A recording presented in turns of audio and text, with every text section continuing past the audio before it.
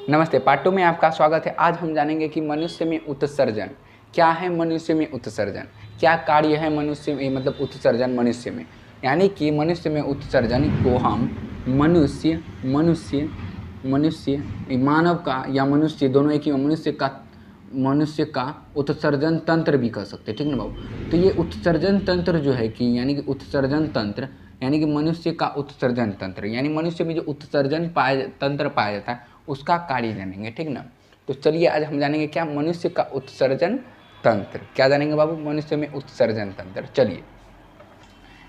चलिए बाबू, तो चलिए यहाँ पर वीडियो को हम लोग स्टार्ट करते हैं। यहाँ देखिए क्या लिखा है, मनुष्य में उत्सर्जन तंत्र। चलिए खोप को खोल देते हैं क्या।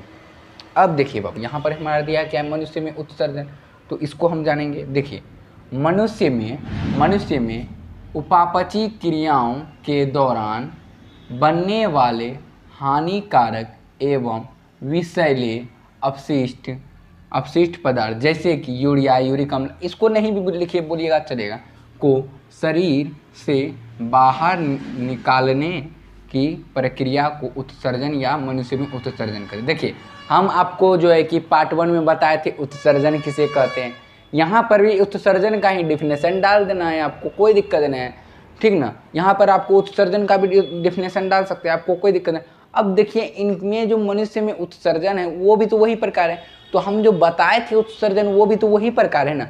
अब यहाँ पर देखिए कि मनुष्य में जो है कि यहाँ पर मेन मुद्दा आता है कि ये तो हम याद हो गया कि ये तो हमको वही चीज़ है जो कि हमको उत्सर्जन बताए थे, तो वो सजीवो या जीवो, तो यहाँ पर भी तो मनुष्य में भी वही डिफिनेशन लग जाएगा, ठीक है। बस इसमें अमोनिया नहीं लगा। क्यों नहीं लगा अमोनिया?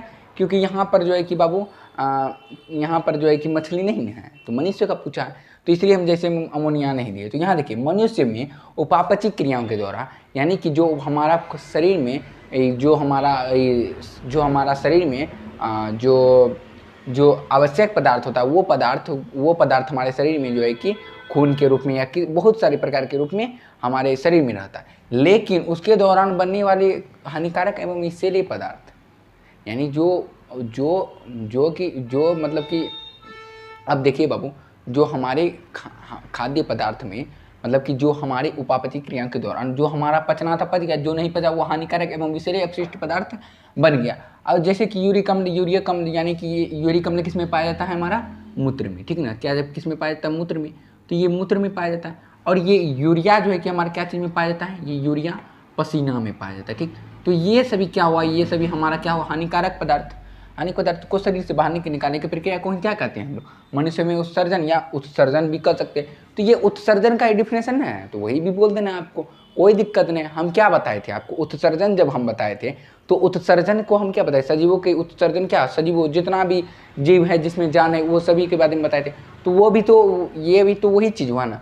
तो आपको जो है कि बाबू अगर एक चीज़ बताते हैं, जंतु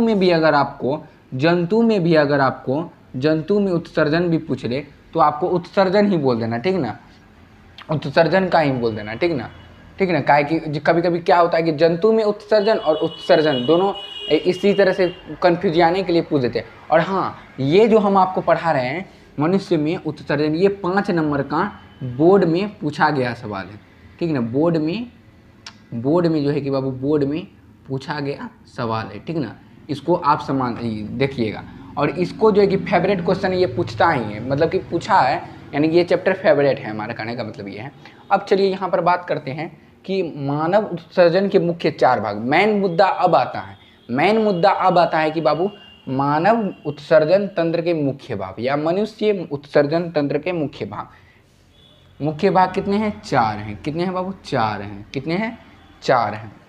अब देखिए बाबू यहाँ पर ये जो 4 हैं बाबू, ये जो 4 हैं, ये 4 जो हैं, ये 4 कौन कौन से हैं, तो पहला देखिए हमारा पहला देखिए बाबू हमारा क्या है, वृक्क। क्या है, वृक्क। और दूसरा वृक्क, अब हम अगले वीडियो में जानेंगे कि वृक्क किसे कहते हैं। और दूसरा क्या है, मूत्रवाहिनी, मूत्राशय, मूत्रमार्ग, यानी कि ये मूत्रवाहिनी, मूत्राशय, मूत्रमार्ग और वृक्क ये क्या है, ये हम अगले वीडियो में जानेंगे। लेकिन ये अगले वीडियो को आप लोग को नहीं छोड़ना है बाबू, क्योंकि वहाँ पर देखिए हम जो ये 5 नंबर का बता रहे हैं, तो ये 5 नंबर का तो आपका इम्पोर्टेंट है, और ये इंपॉर्टेंट क्वेश्चन जो है बाबू 5 नंबर में पूछा गया सवाल है, और इसको अगर आप डिटेल से नहीं लिखिएगा तो आपको 4 नंबर तो नहीं देगा ना, तो 5 नंबर तो लीजिए कम से कम।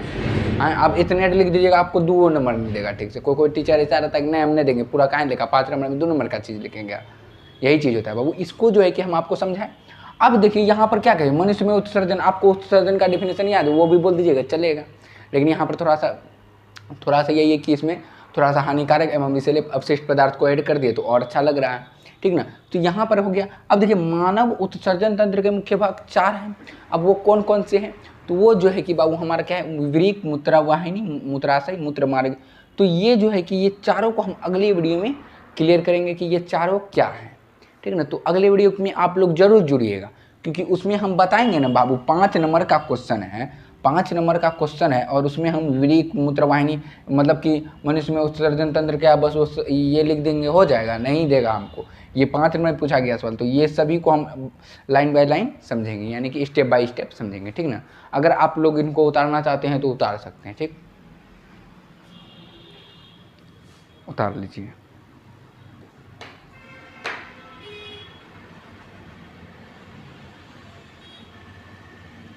उतार लिए बाबू,